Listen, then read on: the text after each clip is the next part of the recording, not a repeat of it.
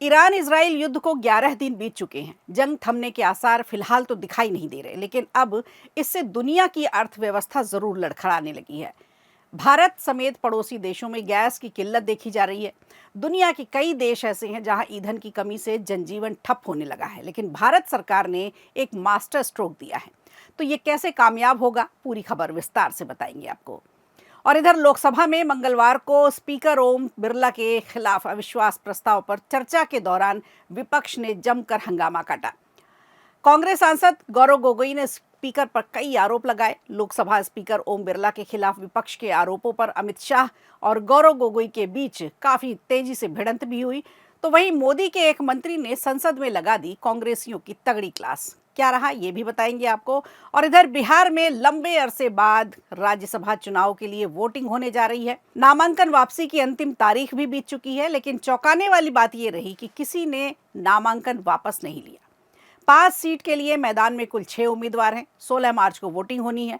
तो क्या बैठाया जा रहा है अब सियासी गणित, वो भी तब जब सीएम ने खुद पर्चा दाखिल किया है। नमस्कार, खबर प्रधान शो देख रहे हैं आप। मैं हूं संगीता श्रीवास्तव।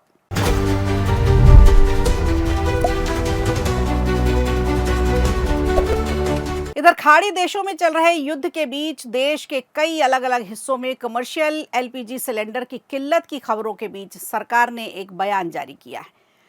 मोदी सरकार ने कहा है कि देश में एलपीजी का प्रोडक्शन 10% बढ़ा दिया गया है। खासकर एलपीजी गैस, पेट्रोल और डीजल के दामों में 30% तक दामों में बढ़ोतरी भी देखी जा रही है, लेकिन उत्पादन 10% बढ़ाया गया है।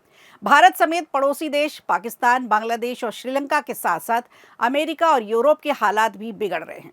होर्मुज के बंद होने से 25 देशों में लगभग हाहाकार मचा हुआ है। देखा जाए तो दुनिया एक ऐसे ऊर्जा संकट की तरफ बढ़ रही है जिसके बारे में पहले कभी सोचा भी नहीं गया, और एक दशक पहले तक इस समस्या की कभी कल्पना भी नहीं की जा सकती थी। अमेरिका और इजराइल के ईरान के साथ बढ़ते सैन्य टकराव ने मिडिल ईस्ट को बारूद के ढेर पर बैठा दिया है। इसका सीधा असर दुनिया की गैस सप्लाई की चेन पर पड़ा है। क्योंकि दुनिया का 20% तेल और एलएनजी होर्मुज स्ट्रेट से होकर गुजरता है, ईरान की ओर से इस रास्ते पर अब पाबंदियां लगा दी गई हैं। तो भारत, चीन, जापान, दक्षिण कोरिया और यूरोपीय देशों सहित कम से कम 25 ऐसे देश हैं जो इस जंग की चपेट में सीधे आ चुके हैं। दुनिया में कई जगह लॉकडाउन जैसे हालात दिखाई पड़ रहे हैं। गैस संकट का असर इतना व्यापक है कि कई देशों में सरकारें कड़े कदम उठाने को मजबूर हो चुकी हैं। जर्मनी और फ्रांस जैसे देशों में गैस की कीमतें 45% तक बढ़ गई हैं। कई शहरों में रात के समय की हीटिंग सिस्टम को बंद करने के आदेश हैं। गैर जरूरी औद्योगिक इकाइयों को बंद रखने के निर्देश जारी किए गए हैं। जापान और दक्षिण कोरिया की बात करें तो यहाँ उद्योग उत्पादन कम करने की बात की गई है ताकि बिजली कटौती शुरू हो। इधर भारत के पड़ोसी देशों की बात करें तो बांग्लादेश, पाकिस्तान और श्रीलंका में गैस सिलेंडरों के लिए लंबी लंबी कतारें लग चुकी हैं। पाकिस्तान में कई जगहों पर गैस की किल्लत के कारण रेस्टोरेंट बंद होने की कगार पर हैं। अब अगर भारत की बात करें तो देश के कई बड़े शहर ऐसे हैं जहां इसका असर अब दिखने लगा है। लोग पैनिक होकर बुकिंग के लिए एजेंसीज की तरफ भाग रहे हैं। इससे डिमांड और सप्लाई पर दबाव पड़ा है। पूना जैसे शहरों में गैस की कमी के चलते गैस शवदाह गृहों को अस्थायी रूप से बंद कर दिया गया है। मुंबई, बेंगलुरु सहित कई शहरों में होटल बुकिंग कैंसिल हो रही है, लेकिन भारत सरकार ने एक मास्टर स्ट्रोक लगाकर हालात पर कंट्रोल करने की एक कोशिश जरूर की है। भारत में रसोई गैस की किल्लत को रोकने के लिए मोदी सरकार ने सोमवार रात एक आपातकालीन आदेश जारी किया। सरकार ने जरूरी वस्तु अधिनियम ईसीए 1955 की शक्तियों का उपयोग करते हुए नेचुरल गैस ऑर्डर 2026 लागू कर दिया है। रिलायंस और ओएनजीसी जैसी रिफाइनरियों को निर्देश दिया गया है कि वे दूसरे पेट्रोकेमिकल उत्पादों को छोड़कर अपना पूरा ध्यान एलपीजी के उत्पादन पर लगाएं ताकि घरेलू गैस की किल्लत ना हो। गैस सप्लाई में सबसे पहली प्राथमिकता उन्होंने घरेलू गैस को रखी है और वाहनों के लिए सीएनजी को।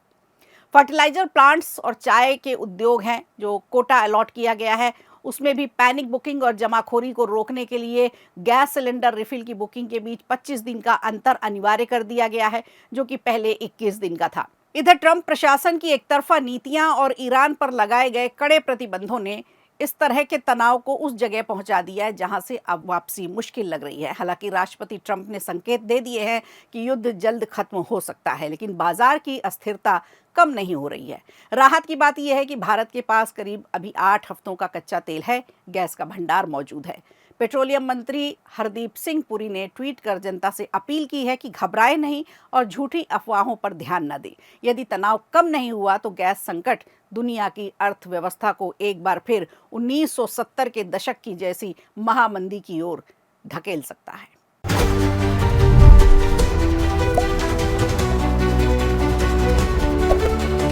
और इधर संसद में स्पीकर ओम बिरला के खिलाफ अविश्वास प्रस्ताव लाया गया। बिहार के किशनगंज से कांग्रेस के सांसद डॉक्टर मोहम्मद जावेद ने स्पीकर के खिलाफ अविश्वास प्रस्ताव पेश किया।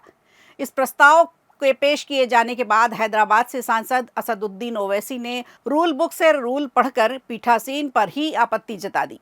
मोहम्मद जावेद ने स्पीकर ओम बिरला के आचरण पर सवाल उठाया। उन्होंने कहा कि विपक्ष के कई नेताओं को उन्होंने बोलने नहीं दिया। महिला सदस्यों के खिलाफ भी उन्होंने आरोप लगाए। सभी कंट्रोवर्शियल मैटर पर सत्ताधारी दल का उन्होंने पक्ष लिया। उन्हें उनके ऑफिस से हटाया जाना चाहिए, जावेद का ये कहना था। इस प्रस्ताव पर लगभग 10 घंटे की चर्चा प्रस्तावित हुई। इधर गौरव गोगोई ने ओम बिरला के संबंध में व्यक्तिगत रूप से कहा कि वो अच्छे सदस्य हैं, अच्छे इंसान हैं, लेकिन हम मजबूर हैं कि हमें उनके खिलाफ अविश्वास प्रस्ताव लाना पड़ रहा है। स्पीकर ओम बिरला पर हम व्यक्तिगत आक्रमण नहीं करना चाहते कि ये प्रस्ताव किसी व्यक्ति के खिलाफ नहीं है। सदन की मर्यादा बचाने के लिए हम मजबूर हैं इस प्रस्ताव को लाने के लिए और बहुत दुखी मन से हम उनके लिए खिलाफ ये प्रस्ताव ला रहे हैं। उन्होंने कहा कि स्पीकर ओम बिरला निष्पक्ष नहीं है, इसी वजह से विपक्ष को स्पीकर के खिलाफ अविश्वास प्रस्ताव लाना पड़ा है। बहस चलती रही। चर्चा के दौरान विपक्ष के कई सांसदों ने सरकार पर जमकर निशाना साधा। जैसे ही कांग्रेस के सांसद गौरव गोगोई ने नरवणे की किताब का मुद्दा उठाया तो संसद में हंगामा हो गया। हंगामा बढ़ते देख स्पीकर की चेयर पर बैठे बीजेपी सांसद जगदम्बिका पाल ने संसद की कार्रवाई को 2 बजे तक के लिए स्थगित कर दिया। कांग्रेस सांसद गौरव गोगोई ने अपने भाषण के दौरान सरकार पर बड़े आरोप लगाए। इस बीच अमित शाह ने गौरव गोगोई को बीच में ही टोका। उन्होंने कहा, गोगोई जो गलत मतलब निकाल रहे हैं, मैं उनका उस बात का खंडन करता हूं और इसके लिए मैं खड़ा हुआ हूं। इस बीच संसद की कार्रवाई को 2 बजे तक के लिए जब स्थगित किया गया, इसके पहले कांग्रेस सांसद केसी वेणुगोपाल ने डिप्टी स्पीकर का मुद्दा उठाया था, ये कहकर कि सरकार ने पिछले कई सालों से डिप्टी स्पीकर को अपॉइंट ही नहीं किया, जिससे कॉन्स्टिट्यूशनल वैक्यूम बन गया है। सदन में एक ऐसे व्यक्ति का चुनना जरूरी होता है जो प्रस्ताव पर बहस के दौरान कार्यवाही की अध्यक्षता करे, जिसके बाद बीजेपी सांसद जगदम्बिका पाल की अध्यक्षता में अविश्वास प्रस्ताव पर लंबी चर्चा शुरू हुई। वहीं संसदीय कार्य मंत्री किरण रिजिजू ने विपक्ष पर एक नहीं कई वार किए। विपक्ष पर आरोप लगाते हुए रिजिजू ने कहा कि विपक्ष की मंशा है कि यदि लोकतंत्र पर हमला करना है तो सीधा स्पीकर पर हमला कर दो। चेयर पर बैठे जगदम्बिका पाल को यार कहकर पुकारे जाने को लेकर भी रिजिजू ने कांग्रेस के सांसद राहुल गांधी को आड़े हाथों लिया। रिजिजू ने कहा कि कुछ लोग खुद को संविधान से ऊपर समझते हैं।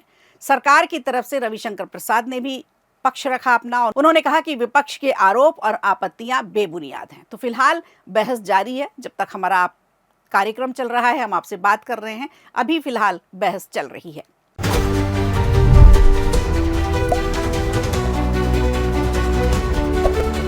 और इधर बिहार में 5 सीटों के लिए होने जा रहे राज्यसभा चुनाव के लिए किसी भी उम्मीदवार ने नामांकन वापस नहीं लिया है। नामांकन वापसी की तारीख बीत चुकी है, लेकिन किसी का भी नामांकन वापस नहीं हुआ। ऐसे में अब 16 मार्च को चुनाव होना तय है। उसी दिन वोटिंग भी होगी और काउंटिंग के बाद नतीजे भी शाम को घोषित हो जाएंगे। बिहार में राज्यसभा की देखा जाए तो 5 सीटों के लिए सियासी घमासान हो रहा है। नाम वापसी की समय सीमा खत्म होने के बाद 6 उम्मीदवार बचे हैं। विधानसभा के मौजूदा आंकड़ों के आधार पर 4 सीटों पर एनडीए की जीत लगभग तय मानी जा रही है, जबकि असली पेच फंसा है 5वीं सीट पर और 5वीं सीट पर एनडीए और आरजेडी में टक्कर देखने को मिल सकती है। मुख्यमंत्री नीतीश कुमार, बीजेपी के राष्ट्रीय अध्यक्ष नितिन नवीन, जेडीयू के रामनाथ ठाकुर और आरएएम अध्यक्ष उपेंद्र कुशवाहा का राज्यसभा जाना लगभग तय है। वहीं 5वीं सीट पर बीजेपी के शिवेश कुमार और आरजेडी उम्मीदवार के बीच जबरदस्त टक्कर देखने को मिल रही है। आरजेडी ने मौजूदा सांसद अमरेंद्र धारी को फिर से चुनाव में उतारा है। इस बीच तेजस्वी यादव ने आरजेडी विधायक दल की आज बैठक बुलाई। इस बैठक में तेजस्वी आरजेडी के विधायकों को राज्यसभा चुनाव को लेकर के निर्देश दे रहे थे। तो क्या ओवैसी आरजेडी का साथ देंगे, सबसे बड़ा सवाल ये है। तो आरजेडी ने राज्यसभा चुनाव के लिए उसमें साथ देने के लिए एम का संपर्क किया। बदले में ओवैसी ने अपनी पार्टी के लिए विधान परिषद की 1 सीट मांगी है। आरजेडी ने अपनी तरफ से इसे लेकर कोई अभी जवाब नहीं दिया है। इससे पहले ये कहा गया था कि यदि आरजेडी से बात नहीं बनती है तो वोटिंग में ओवैसी की टीम शामिल नहीं होगी। तो गणित ये है कि एआईएमआईएम के 5 विधायकों और बीएसपी के 1 विधायक का साथ यदि आरजेडी को मिलता है तो आरजेडी के उम्मीदवार की जीत पक्की है, वरना ये सीट एनडीए के खाते में चली जाएगी। तो फिलहाल बिहार से राज्यसभा के लिए 5वीं सीट के लिए मशक्कत जारी है, घमासान जारी है। ज्यादा जानकारी के लिए देखते रहिएगा खबर प्रधान शो। नमस्कार, टेक केयर। वीडियो अच्छा लगा हो तो लाइक कीजिए, शेयर कीजिए और कमेंट बॉक्स में हमें जरूर बताइए।